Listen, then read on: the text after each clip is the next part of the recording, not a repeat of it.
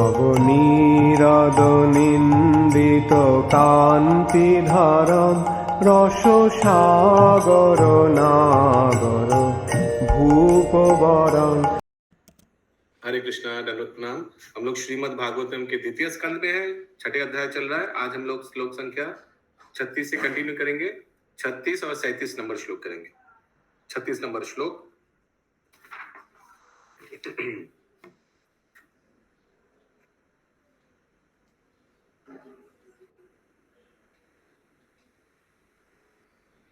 नातो अस्मि अहं तच्चरणं शमीयुषम् न तो अस्मि तच्चरणं समीयुषम् भवाचिरमस्ति अयनं सुमङ्गलम् सुमङ्गलम् यो हि आत्ममाया विभवं स्म पर्यगात्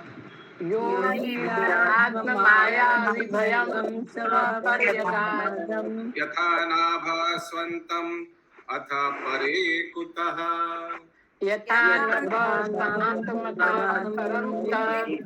ब्राह्मण आवाज है।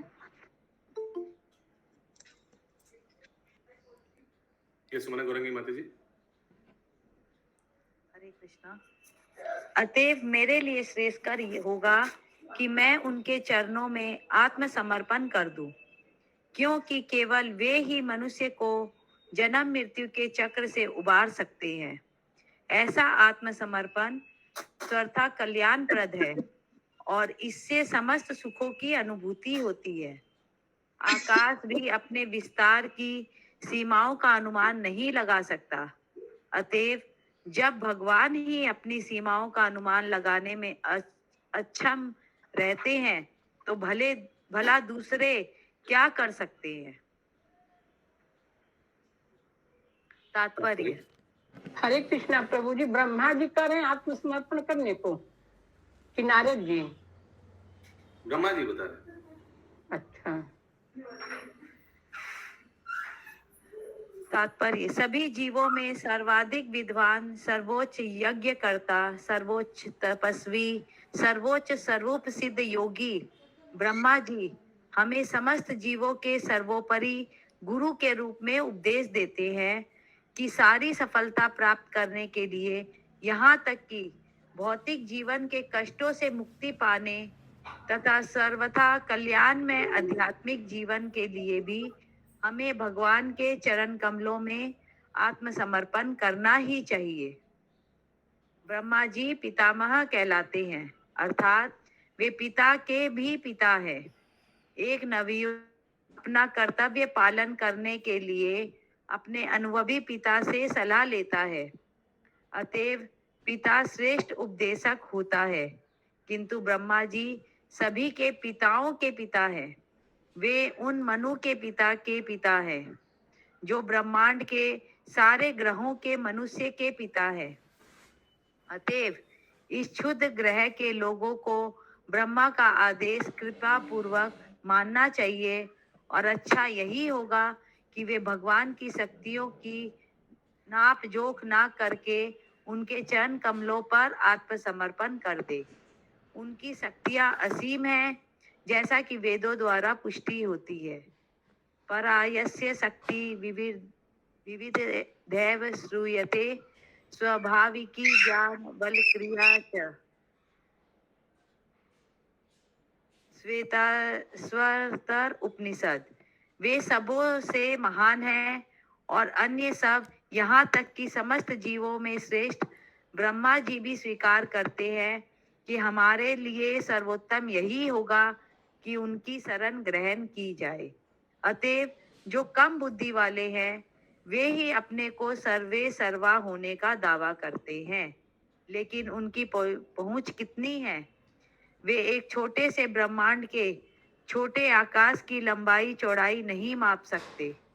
तथाकथित भौतिक विज्ञानी कहता है कि उसे ब्रह्मांड के सर्वोच्च लोक तक पहुंचने में 40,000 वर्ष लगेंगे। यदि यह अंतरिक्ष यान से करे। यह भी काल्पनिक आदर्श है, क्योंकि कोई भी व्यक्ति 40,000 वर्ष तक जीवित नहीं रह सकता। इसके अतिरिक्त जब अंतरिक्ष यात्री वापस लौटेगा तो जैसा कि आज के मोहग्रस्त वैज्ञानिकों में फैशन बन चुका है, सर्वश्रेष्ठ अंतरिक्ष यात्री के रूप में उनका स्वागत करने के लिए कोई नहीं होगा। एक विज्ञानी जो ईश्वर में विश्वास नहीं करता था, वह अपना भौतिक जीवन की योजना बनाने के लिए अत्यंत उत्सुक था।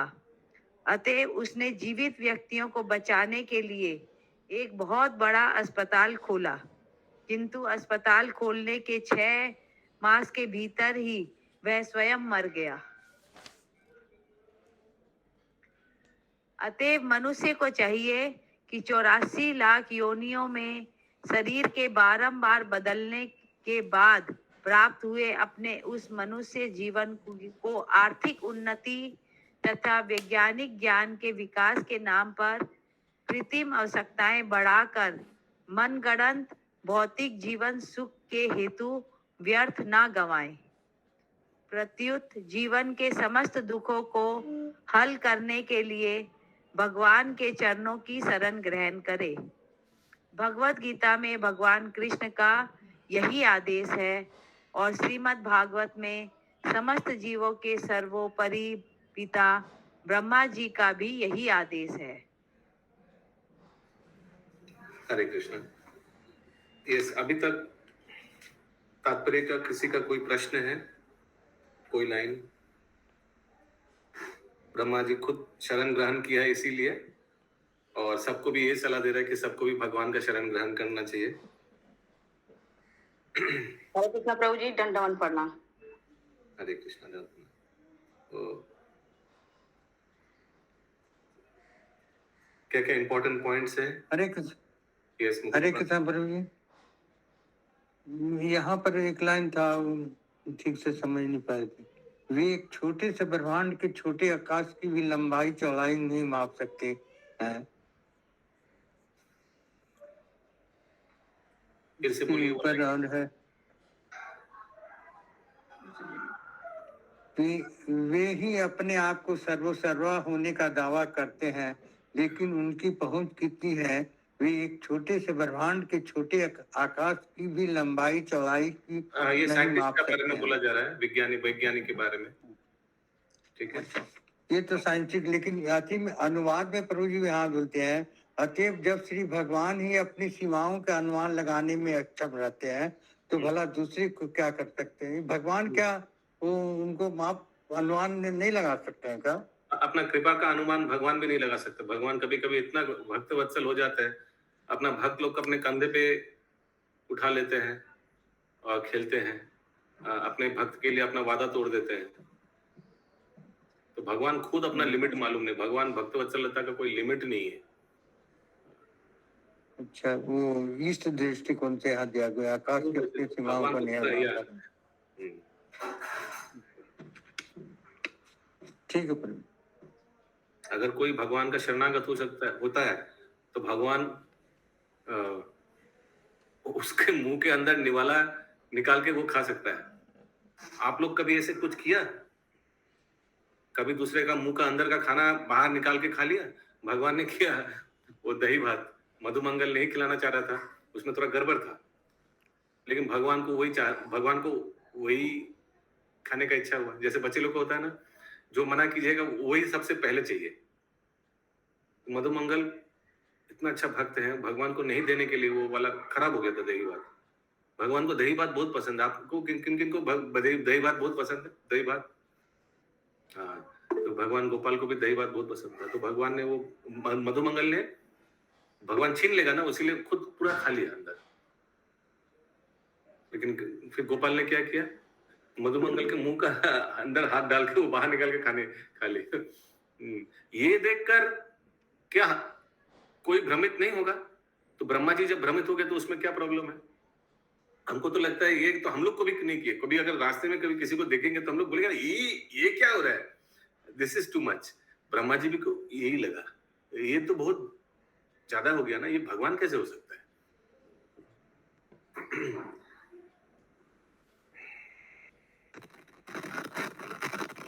तो इसीलिए भगवान को खुद को मालूम है अपना लिमिट कहाँ भगवान क्या क्रॉस कर देगा, भगवान ऐसे हद तक चला जाएगा कोई ठीक नहीं। हरे कृष्णा प्रभु जी। यस, हरे कृष्ण। हाँ प्रभु जी, यहाँ पे शूद्र ग्रह क्यों बोला गया पृथ्वी लोग? ये तो इस शूद्र ग्रह के लोगों को ब्रह्मा का आदेश को कृपा पूर्वक मानना चाहिए।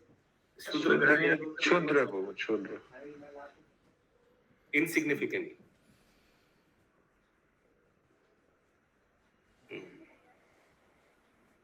शूद्र नहीं है माता, ये शूद्र है। कृष्ण प्रभु जी। इसका मतलब क्या हुआ? इनसिग्निफिकेंट, तुच्छ। तुच्छ। यस, आगे माता जी। जो व्यक्ति भगवत गीता तथा श्रीमद् भागवत। हाँ, साउंड फट रहा है। हरे ठीक है, फिर कृष्णा। से वो उसको हटा दीजिए, वो हेडफोन गड़बड़ है। जो व्यक्ति भगवत गीता तथा नहीं, साउंड कम हो गया, अभी नंदिनी माता जी कंटिन्यू करिए।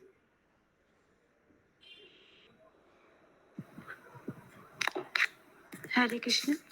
जो व्यक्ति भगवत गीता तथा श्रीमद् भागवतम इन दोनों द्वारा संस्तुत आत्मसमर्पण शरणागति की इस विधि से इनकार करता है और इस तरह वह समस्त प्रमाणिक शास्त्रों को नकारता है, तो उसे भौतिक प्रकृति के नियमों के समक्ष आत्मसमर्पण करने के लिए बाध्य होना पड़ेगा। बाध्य होना पड़ता है, तो इसीलिए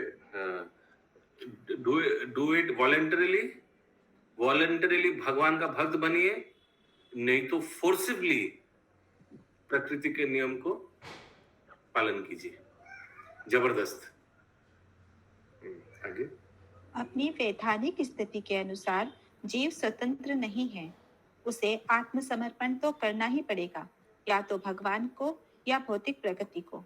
भौतिक प्रकृति भी भगवान से स्वतंत्र नहीं है, क्योंकि स्वयं भगवान ने प्रकृति को मम माया अर्थात मेरी माया भगवत गीता 8.14 में तथा मैं भिन्ना प्रकृति रष्टधा भगवत गीता 7.4 अर्थात 8 विभागों वाले मेरी भिन्ना शक्ति कहकर संबोधित किया है। अतएव भौतिक प्रकृति भी भगवान के वश में है, जैसा कि उन्होंने भगवत गीता 9.10 में दावा किया है। मया दक्षिण प्रकृतिः सूय एतस् चराचरम। मेरी अध्यक्षता में यह भौतिक प्रकृति कार्य करती है और इस तरह सारी वस्तुएं गतिशील है। हरे कृष्ण।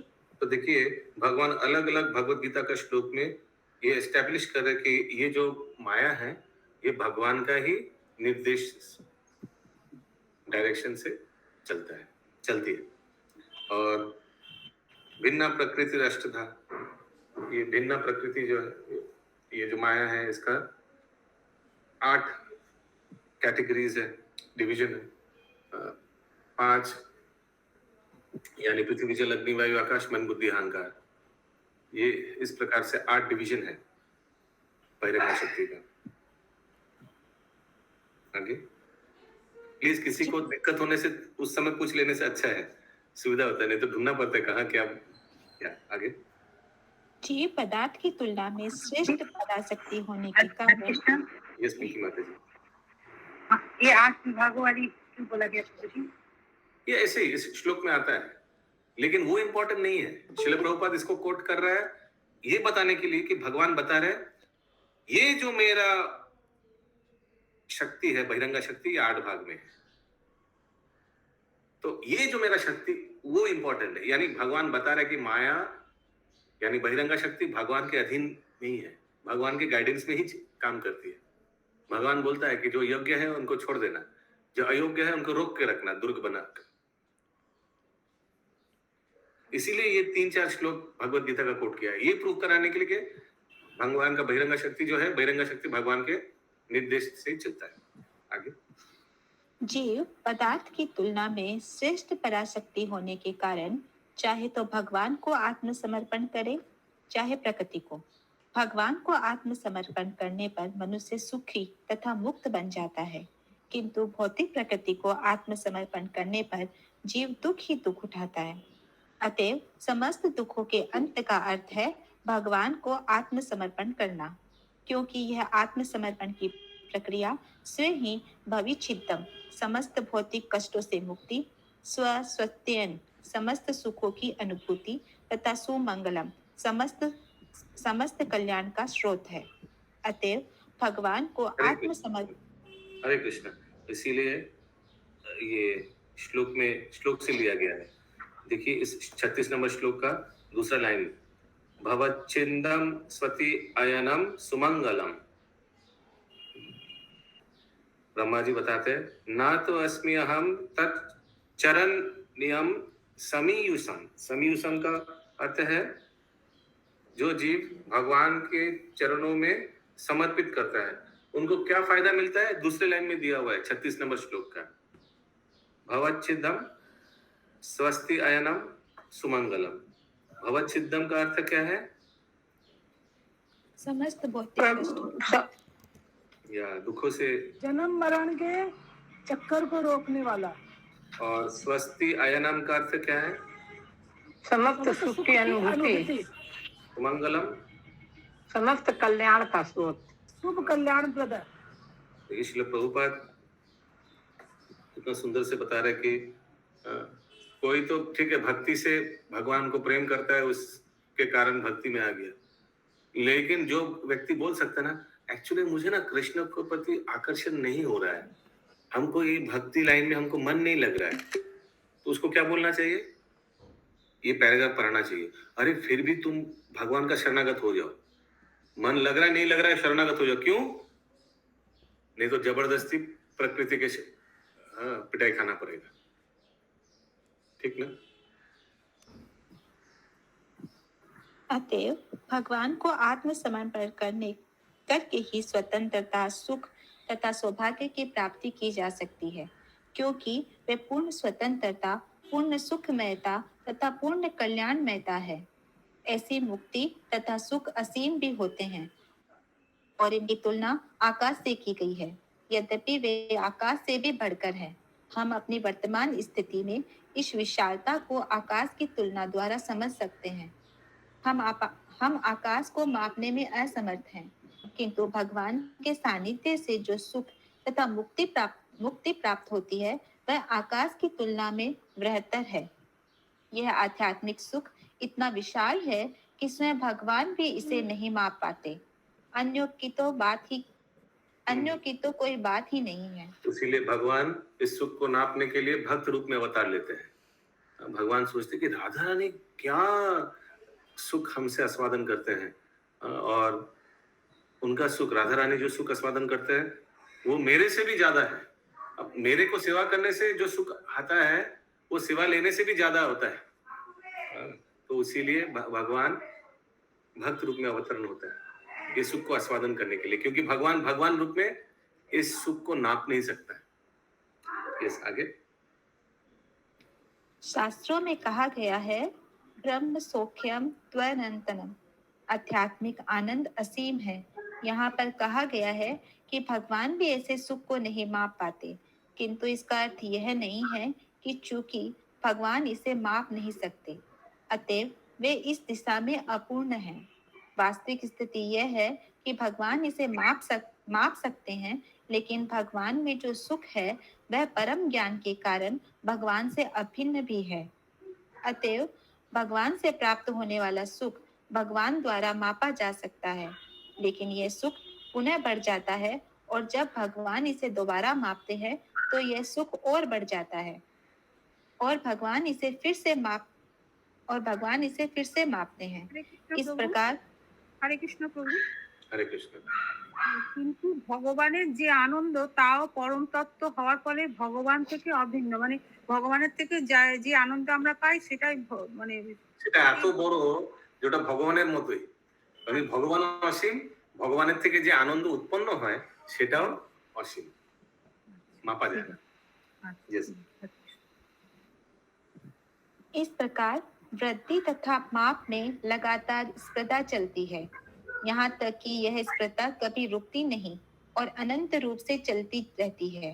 आध्यात्मिक सुख आनंदाम बुद्धि वर्धनम है, अर्थात सुख का सागर है जो बढ़ता जाता है।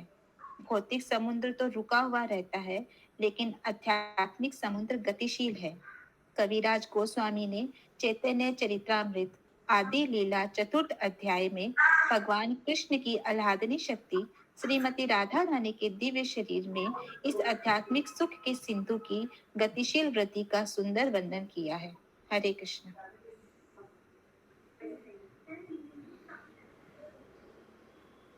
आनंद अम्बुधि वर्धनम, आनंद का अम्बुधि, अम्बुधि यानी सागर, वर्धनम, भक्ति करने से जो आनंद आता है वो एक सागर जैसा है। वर्धनम, ये मिलता है भक्तों को। और चैतन्य चरितामृत आदि लीला में हम लोग को अच्छा से मालूम है भगवान क्यों राधा रानी के रूप में भक्त के रूप में अवतरण हुए। राधा रानी का आनंद नापने के लिए, आस्वादन करने के लिए जो असीम है, वो कविराज गोस्वामी बहुत अच्छा से हम लोग ऑलरेडी वो पढ़ चुके हैं। 37 नंबर श्लोक।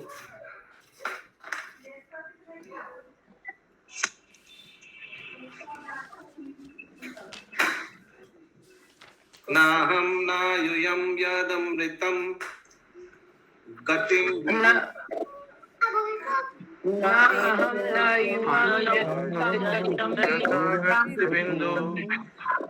नावामदेव किं उता परे शूरः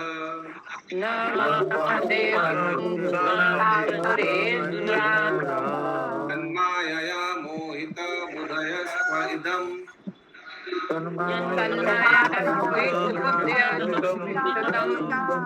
विनिर्मितं चात्मा समां विचक्महे।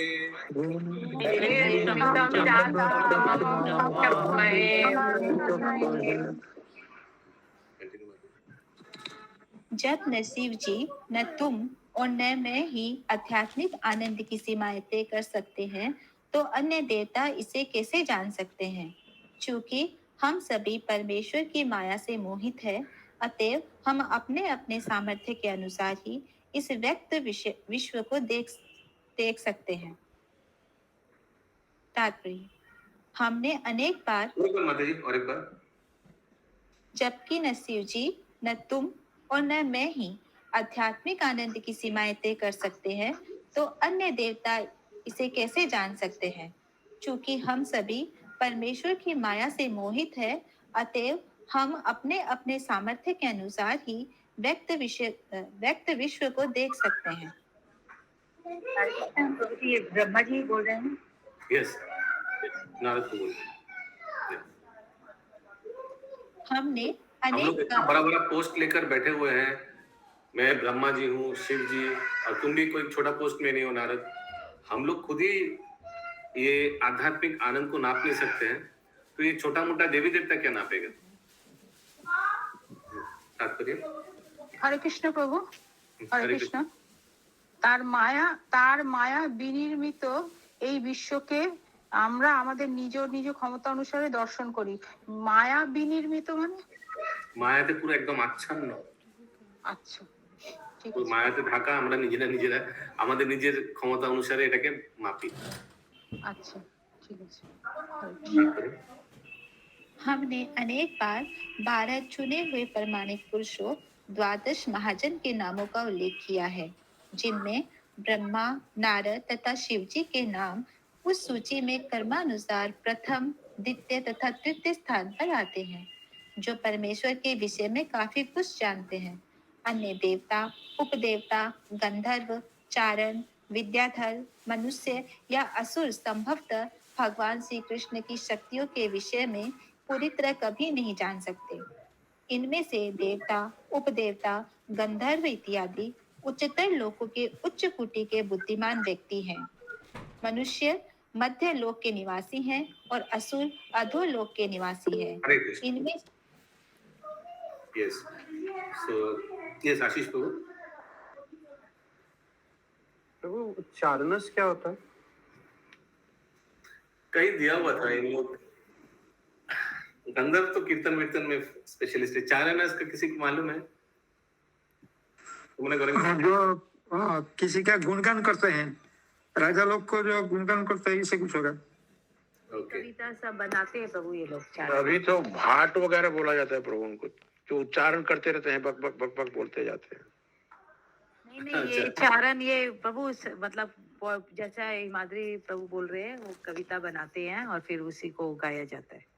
अच्छा, यूजुअली भक्तिमय कविताएं भगवान का गुण कीर्तन करता है इन लोग, हायर प्लैनेट्स में है, जैसे Higher गंधर्व। planet। हाँ, गंधर्व भी भगवान का गुण कीर्तन में बहुत स्पेशलिस्ट है।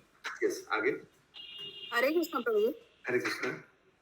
तो जी तात्पर्य जो स्टार्टिंग में है कि हमने अनेक बार 12 चुने हुए प्रामाणिक पुरुषों के नामों को उल्लेख किया, इसके बाद जो है जिनमें ब्रह्मा, नारद तथा शिव जी के नाम उस सूची क्रम अनुसार प्रथम, द्वितीय तथा तृतीय स्थान पर आते हैं। तो शिव जी से ऊपर नारद जी का नाम आता है प्रभु जी। अभी ये 12 महाजनों का जो श्लोक है, अभी इससे तो यही लग रहा है, हमें सोचा था 12 जन है, लेकिन यहाँ तो लग रहा है कि 12 जन सब अपना, जैसे हम लोग काहुत में first position, second position, third position करते हैं ना, यहाँ भी लग रहा है वैसी में है। ब्रह्मा जी 1 नंबर में है, नारद मुनि सेकंड, शिव जी 3rd में है। नारद मुनि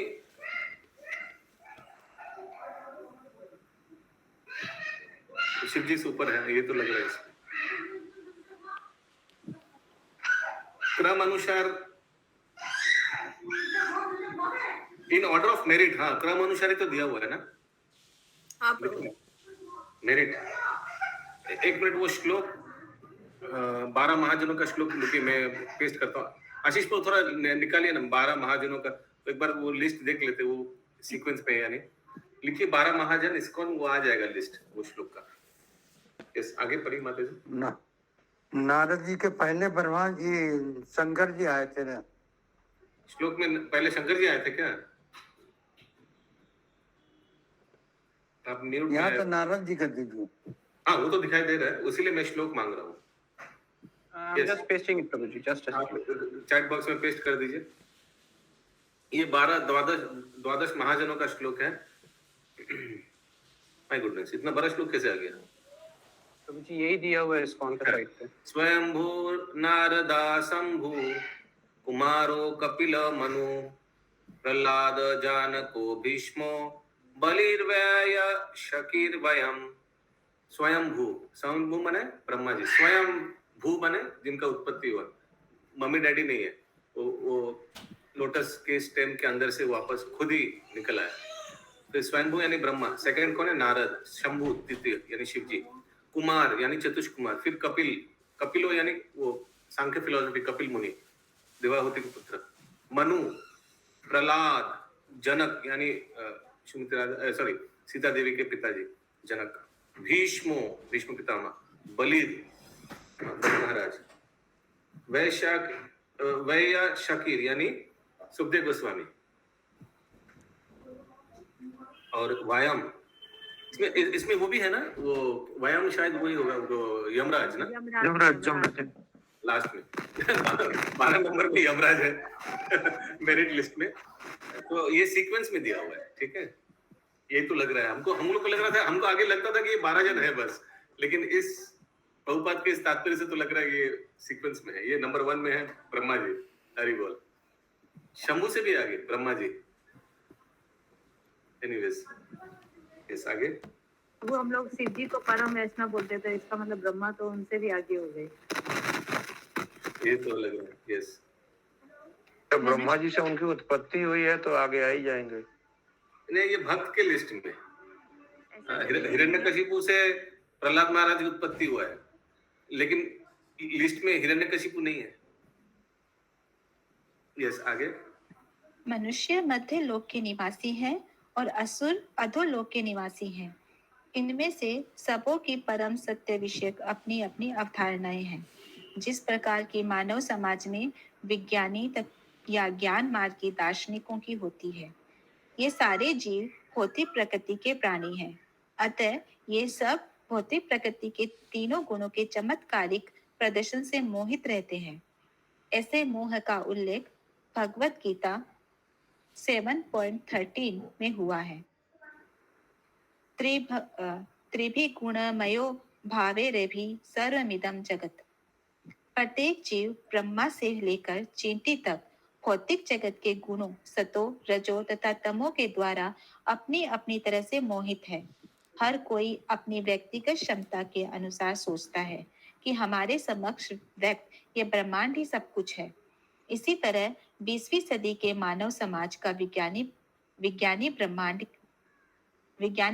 के इति अथ की गणना अपने ढंग से करता है, लेकिन ऐसे विज्ञानी का क्या जान सकेंगे। एक बार ब्रह्मा भी अपने आप को भगवान का एकमात्र कृपा पात्र ब्रह्मा मानकर मोहग्रस्त हरे थे। कृष्णा प्रभु जी, हरे कृष्ण। इति अर्थ का मतलब क्या हुआ? एक बार लाइन पढ़िए। माता जी ने पढ़ा है वो लाइन। हाँ, एक बार फिर से पढ़िए आप। अच्छा प्रभु जी, इसी तरह 20वीं सदी के मानव समाज का विज्ञानी ब्रह्मांड के इति अर्थ की गणना अपने ढंग से करता है।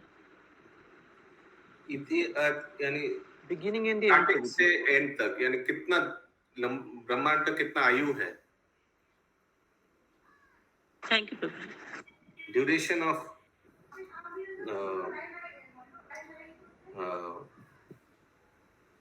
कितना दिन ये जगत चल रहा है, वो अपना अपना कैलकुलेशन से कर रहा है, लेकिन कैलकुलेशन ऑलरेडी भागवतम में दिया हुआ है,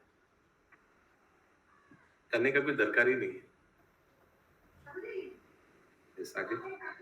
लेकिन बाद में भगवत कृपा से उन्हें ज्ञात हुआ कि ऐसे असंख्य अधिक शक्तिशाली ब्रह्मा भी हैं जो इससे भी बड़े ब्रह्मांडों में रहते हैं, और ये सारे ब्रह्मांड मिलकर एक बार विभूति या भगवान की सृजनात्मक शक्ति का एक चतुर्थांश बनते हैं। उनकी शक्ति का शेष 3/4 अंश आध्यात्मिक जगत में प्रदर्शित होता है। अतएव छोटे से मस्तक वाला एक क्षुद्र विज्ञानी भगवान श्री कृष्ण के विषय में क्या जान पाएगा। अतएव भगवान कहते हैं, मोहितम ना जानाति माम्य भय परम दयम। भौतिक प्रगति के गुणों से मोहित होने के कारण वे ये नहीं समझ पाते हैं कि इन अभिव्यक्तियों के परे एक ऐसा परम पुरुष है जो सबों का परम नियंता है। हरे कृष्ण। तो देखिए, एक बार ये जान लिया, शास्त्र पढ़ के मान लिया, तो साइंटिस्ट लोग जो हजार साल नहीं, एक्चुअली बहुत साल लैब में कटाता है जानने के लिए, ये सब कितना उन लोग का समय बच जाएगा, और उन लोग उस समय भजन कीर्तन कर सकता है ना। वो भजन कीर्तन के बगैर बिना वो उधर क्या करे, लैब में बैठ के ये नापने का प्रयास कर रहे कि कितना पुराना हो गया ये ब्रह्मांड।